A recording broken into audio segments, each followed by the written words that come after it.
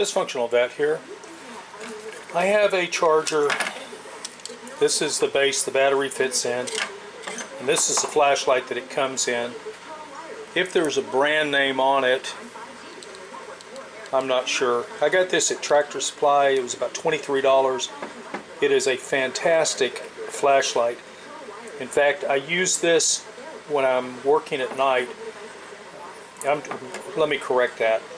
At night, when I'm doing something and I need to be able to see a large area to get stuff together, I use this, and then I default back to either a headlamp, which I'll include in this presentation. This is a Bushnell flashlight. Has two settings, the red and the white. This uses a AAA battery put into this compartment right here. I've had this for many years. I'm just trying to think how many, but I don't know exactly. On the back you can see the name Bushnell. The number is a Hotel 65 Lima. It is not waterproof.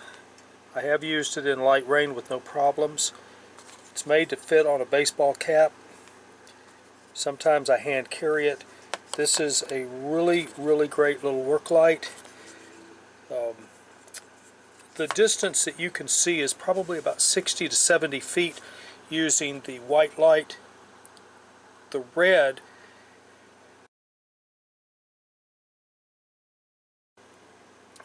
if the batteries are fresh, are probably no more than 20 feet. I normally use the white light if I'm working. I use the red light sometimes if I'm like trying to sneak up on some wildlife to watch it through my night scope. That way I don't kill myself by stumbling over something. Or I will use a flood lamp, a work light. And I have a couple of those, and every last one of them, the switch has gone bad on them. I don't remember what I paid, about I think $39. If you look at the back of the package, it says nothing inside is serviceable, but it's the switch that's bad. And guess what? If you can get a switch to replace it, that's great. I have not been able to get one.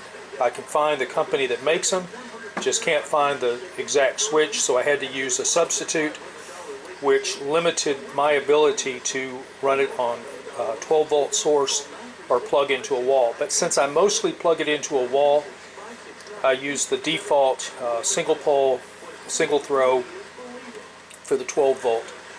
If I'd done the single pole double throw, I would have created a problem inside the circuitry.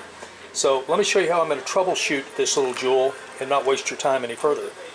First thing we're going to do is we are going to check the power coming off of the transformer going into this plug, and we're going to find out if we have any voltage at all. So that's our first project. We're going to plug this into the wall, then we'll come back, we'll probe this with the instrument. If you look, you can see a green light. It's saying that there's power going into the transformer, and at least the LED is on. But let's see if there's anybody home on this end. My meter is set on 20 volts. This is supposed to be 4.5 volts out according to the transformer. And I don't know which end is positive or negative because there's nothing coding the power. So let's see what we get. Nothing.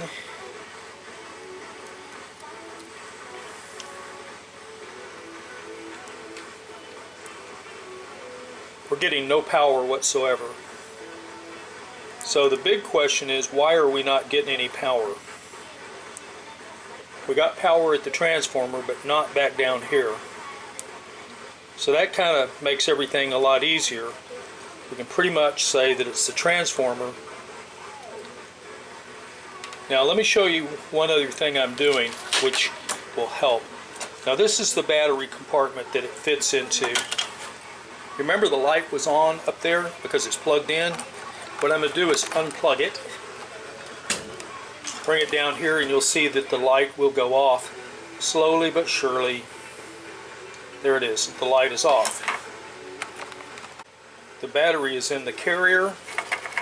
I'm going to turn this so you can see it. When I plug this, I'm going to turn this light off. Maybe you'll...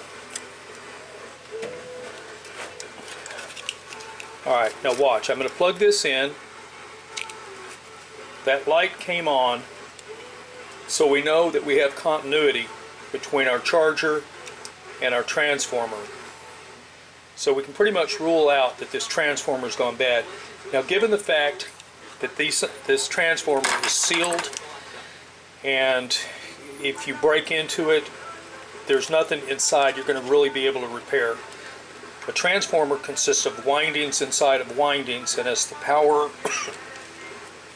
as the alternating power fluctuates, it induces a current into the second coil. That's what a transformer is. And it then powers this at 4.5 volts. So we can pretty much say this is garbage, and we can get rid of it. How are we going to test to see what's happening? I'll show you.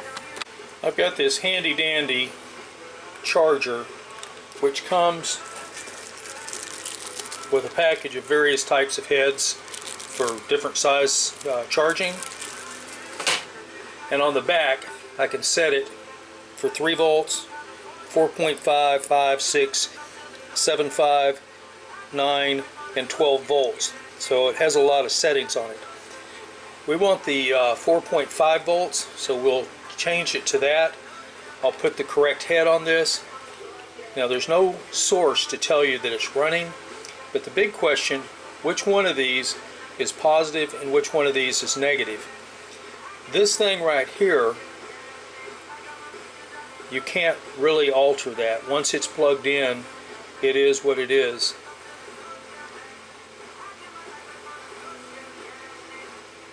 And it also doesn't tell you if it's positive or negative.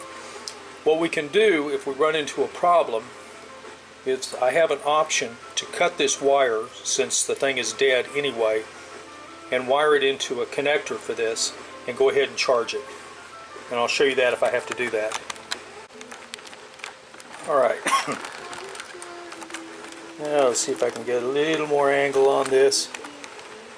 We'll pull this in slightly. Alright, it is plugged in.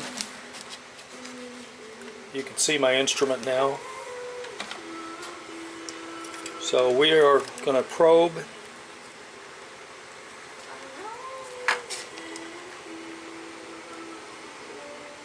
Okay, 4.7 volts.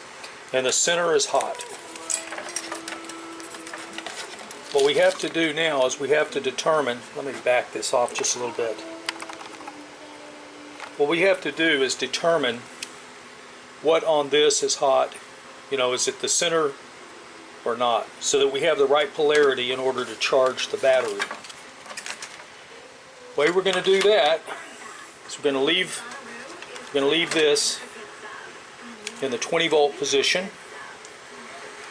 A bit of safety for you. Always, always, always set the value at a higher voltage than is expected. And if you don't know what the voltage is, do not probe it. There's what's called arc flash. There is a video on YouTube about a guy that went in, set his instrument on 600 and tried to probe something that was a much higher value, and these little bitty wires right here in this instrument arced, and it burned him to death. And it didn't kill him right away. It took a couple hours to die, and the suffering was horrible. So what we have to do, we can't probe from here into there and know what we're getting because it's too tight. So what we're going to do, if I can grab onto this thing and hold it, we're going to probe here and there, right? No, that won't work. What we're going to do is we're going to take this wire and we're going to cut it, and then we're going to probe the wires to find out what the correct orientation is. So let's do that. Since we know the transformer is no good, we're not going to try to save it. We're just going to cut the wire right here, like so. These things have seen better days. They're made by Pittsburgh Harbor Freight.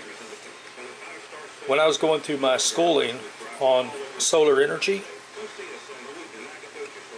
these are the ones I bought because I was a poor college student like everybody else.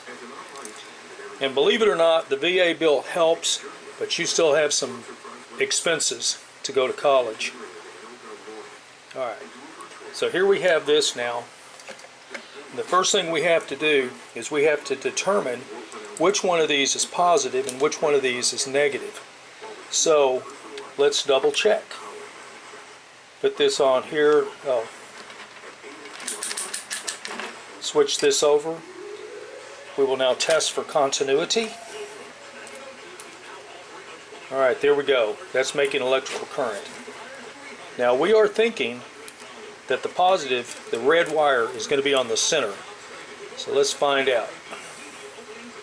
Here we go.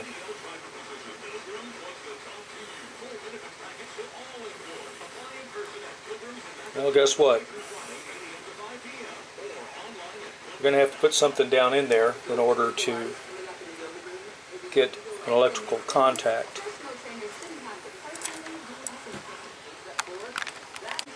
Alright, now I've got a little wire in here. This is a twisty, like you find on some package or something.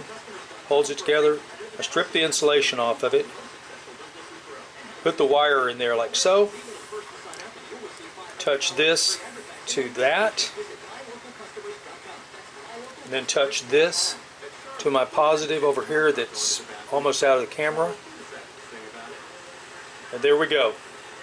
Confirmation that the center is hot.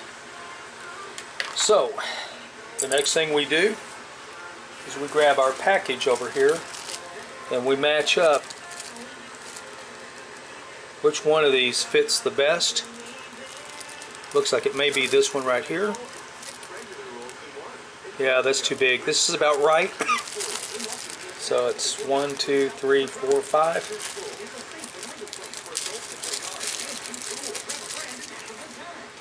1, 2, 3, 4, 5. Well, actually, we can even test it on here before we unplug it.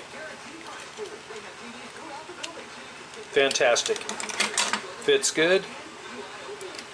We pull this off.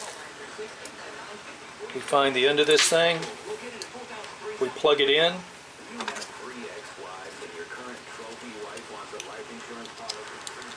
We plug this in. And voila, we're in business. And as long as we're charging, let's go back up to 20. And let's find out what these little wires are doing back here. The ones that I was saying we couldn't use to probe everything out. Let's see, where's the other black one? Oh, occasionally I misplace stuff. Comes off of here, goes up here. Let's find out which one it is.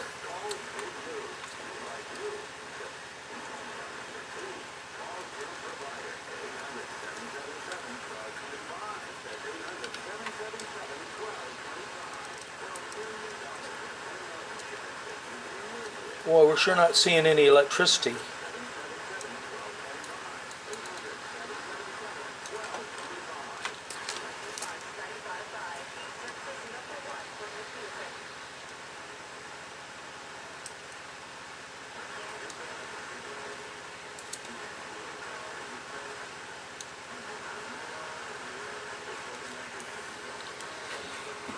I'm not getting a reading on any kind of power on the back side of this.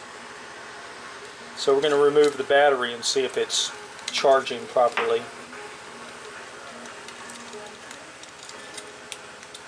Yeah, it is. I don't know why I wasn't getting a reading on it. Must have some corrosion or something. But we're charging the battery. We're back into business. Turn that off. Put this back in the bag. Put everything back in the box that it came out of so it didn't get lost. And pretty soon we'll have our battery charged. This is trash. There's no reason to do anything with it other than throw it away.